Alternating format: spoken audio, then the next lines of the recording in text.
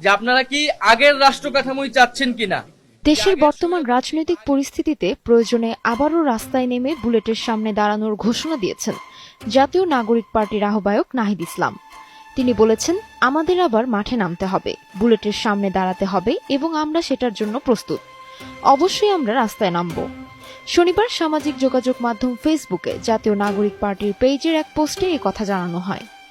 অন্য এক পোস্টে নাহিদ ইসলাম আরও বলেন, জুলাই ঘোষণাপত্রের মধ্য দিয়ে এই গণ অভ্যুত্থানকে সাংবিধানিক মর্যাদা দিতে হবে, শহীদদের মর্যাদা নিশ্চিত করতে হবে এবং অংশগ্রহণকারীদের রাজনৈতিক নিরাপত্তা দিতে হবে।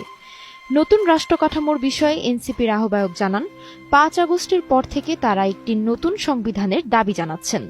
তার ভাষ্যমতে এই নতুন সংবিধানে ১৯৭২ সালের মুজিববাদী দর্শনের বাইরে গিয়ে একটি অন্তর্ভুক্তিমূলক গণতান্ত্রিক ও বাংলাদেশপন্থী রাজনীতির সেই দিকে যাতে সবাই রাষ্ট্র কাঠামো আমরা গড়ে তোলা ঐক্যবদ্ধ হবে। হই, দলীয় স্বার্থ সংকীর্ণতার ঊর্ধ্বে উঠে আমরা ভবিষ্যৎ বাংলাদেশের জন্য কাজ করব। এনসিপির লক্ষ্য ও উদ্দেশ্য খুব স্পষ্ট দাবি করে নাহিদ ইসলাম বলেন, মাত্র ৩ মাসের একটি রাজনৈতিক দলকে যেভাবে প্রশ্ন করা হচ্ছে, ৫০ বছরের কোনো দলকেও এত প্রশ্ন করা হয়নি।